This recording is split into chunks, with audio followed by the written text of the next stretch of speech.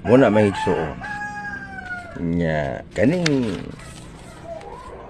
balaod sa Dios kung tamdan gini sa tao maayo, kung tuhuan kini sa tao maayo, walay gubot sa una-una, kung dawaton og tuhuan ang balaod sa Dios, di ba?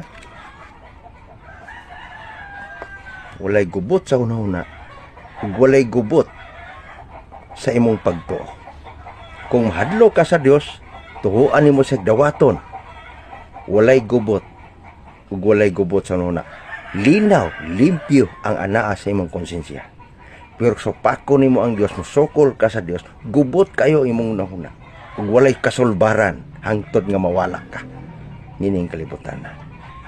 Di ba? Way kalinaw, gubot. So muna, igsuon, karong panahon na, babae na imuhangyo. Muna na'y katumanan, sumalas na kasulat. Dili ang lalaki mo imuhangyo, anak.